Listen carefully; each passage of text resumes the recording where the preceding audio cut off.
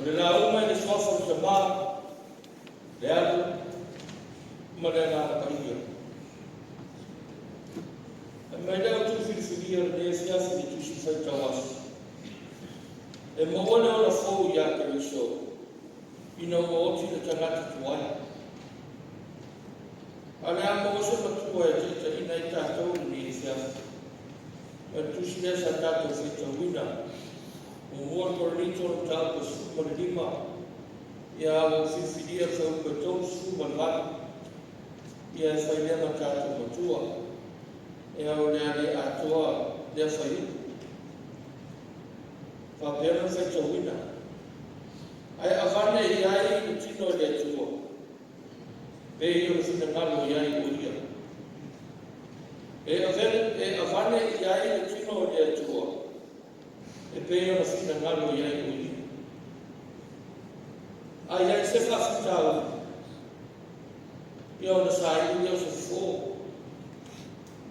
Ai ai fō se mea e whane tonu. Ona sai i leo le mea whasaoa. Ole, o tātou mori mawina, te matakutia o le whaamai o COVID-19 leo ni ai. Tēne soifua ma le olo ma mau mawai. I le amatanga sa ma mau ama tātou lau whanua. Ia o le matau nuku mai. Sa tātou mata, tātou mori mawina, I le amatanga I le vevesi o tangata kokoto e mese o fomata. Tala toto mo whai na ia sa I iso o fō. Na ia mawose mai na alu fō I ai le nei whama. Lea fōi o whaki no ina tū langa o tui puia. Ina ia mawhai ana fō ai le nei whama. Ai alo o iai fōi ma tū langa e ao na whaki no ina.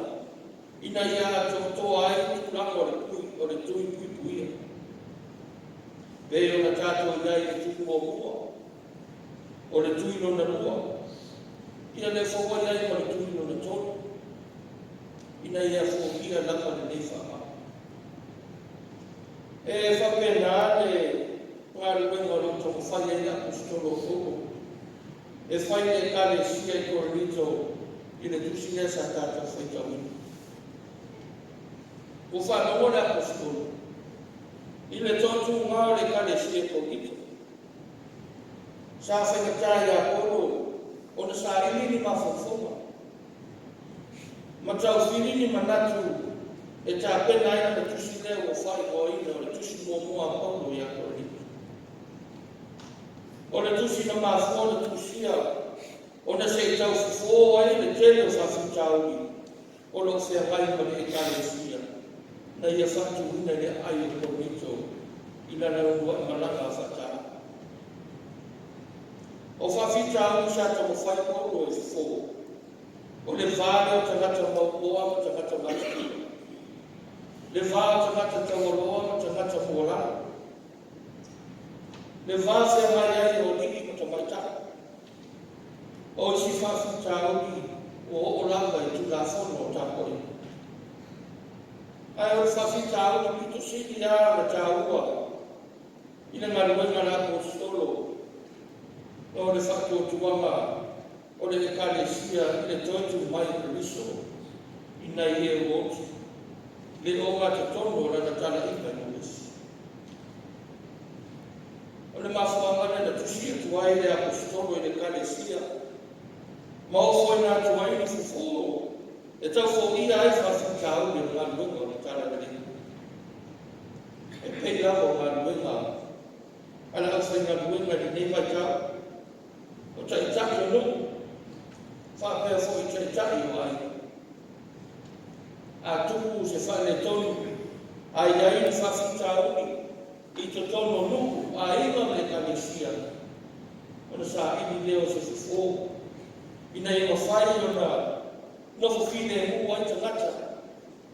Ai whapea fo I le nofo le lei ma le whare whani o tangata. E pei lava o le whasalonga o na iai tātou tui le nei mai te. Ia e whapena fo se awana o tomo whai e le apostolo. E mo moli atu I le kalesia. mua o le tino ke risi. Lena tau e koro e kalesia. A o tau, o tino ke riso o tau, mai tu tino te to tas. Pe a whai ti ngā reisi tu tino. Ia ti ngā whatasi ai tu tino o mara. Pe vi ia le tasi tu tino, ia ori whatasi ai tu tino o mara. O le whawholea se ia, tau fo ia ai le whaese fia inga, ma le whawhaya inga o tu tono le kalesia. O le mele o tuku le kalesia. Ua toso rama le pito ia le tu ma le tu. Le tangata ma le tangata. O tau awa i na ia ta pe ape e ngāri mewa. A le atua o umo o whawhaya.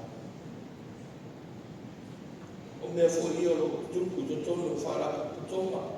Ai maise to tono e kalesia ma ulotu. Se ai. Ma whewhuru tua e tangata. Ma tau awa i na ne ma popo mo whiara whani le ngā salono le ngāri wina a whakatala le. A rewa mai le apostolo. Ia le fofo mo le whawhita au ni ati tuku nei mea. Ia o le tātou i. O le tātou manatu i fulea. O le tātou lava tasi. O wa o tātou i tūtino o tino kerisi. Lua, o le alofa.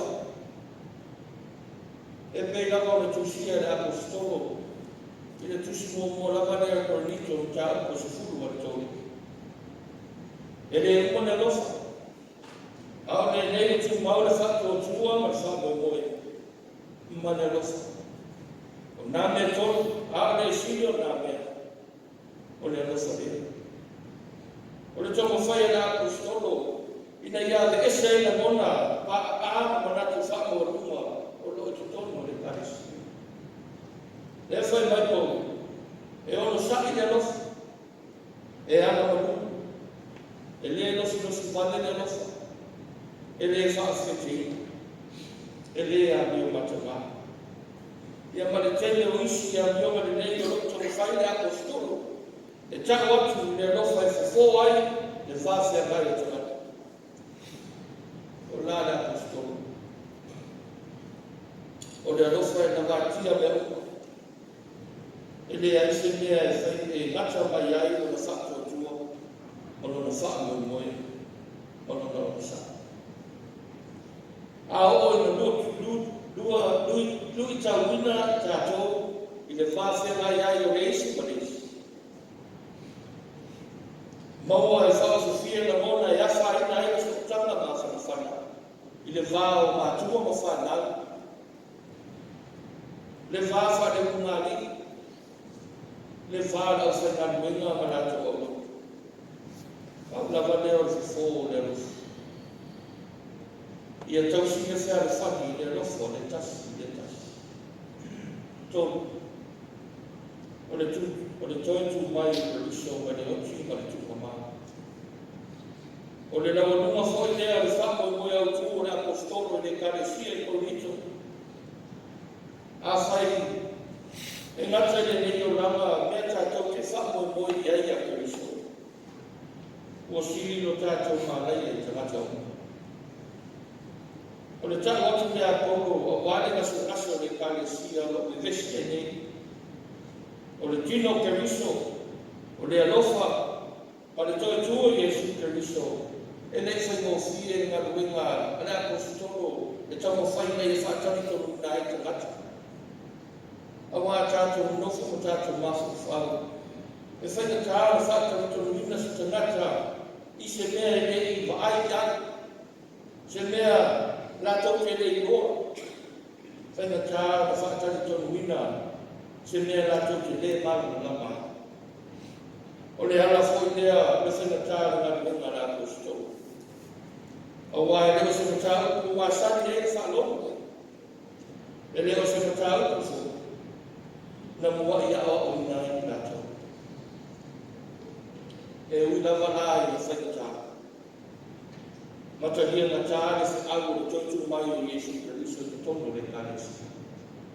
Ai sa ne fuki ai te tamo whai e apostolo. Saya tak waktu mak waktu bicara dengan tengah terdekat nasi. O fai mai ko. A fai foi mo de to fa tu hina tu. O fa de au ma o to fa tu tu. O no fo sala pe o to. Ina male. O fa no da to mo e ya pe biso. O le o ma to no le mu ra le o le tala inga da kusto. O le tala inga le toi tu o Yesu Kristo. O wa na se no inga ma Yesu ne ala i tau seko. Le na tai ai o ia le marmala. Na di biu ina ai o te mata tu ai. Ai a vea o takata fō. Le fo sa a vea ai ko. E fai mo vaa mai o la na tala ni le. O le mori mau o polo fai mai. O fa sa ta roina i ma ua fa tasi ma ke riso. E leo to ona, a ke riso o ona i tonu i ata. E mai le tātou na tua. E a vane i ai le tino e le tua. Pe o na fina ngano i ai ko ia. O le toi whatu ina mai ko riso mai le tua mau. O le ngai o inga le tua e leo tangata. O le ngai o inga sa whaia le ata mai wha le tua. Ma le fina ngano whai tau yasu le tua. Leo whaali mo whai o mai ai. Ia tātou le Yesu tutu. A whai tātou te le tali tonu na tutu mai. Na ieu o. Ia ona whai mai le siri atu o tātou malai e te ngata mai. E whi au fune o le tāna le mo tātou. O tātou tino e le mo vailea. Aua o le tino tātou te manu malo ai le akasala. Tātou te manu malo ai mea o le tino nei. Masāwi ai tātou i le ola whakatasi ni Yesu Kristo i le ola e whāwawa. E matawa nui ngai. O le whanua mana lawa le ele nei o le tātou whasika mako. Whane nei, le manu mana whane le manu. Sa whai e o tō lima o tō manos. Ai mai se la. O tātou te māmo tātou tina. O e wanama mau mai i te sā. E tō whāsa sai. Ina ia maua le nofo whātasi ka le nofo whēla whanu. O i tātou.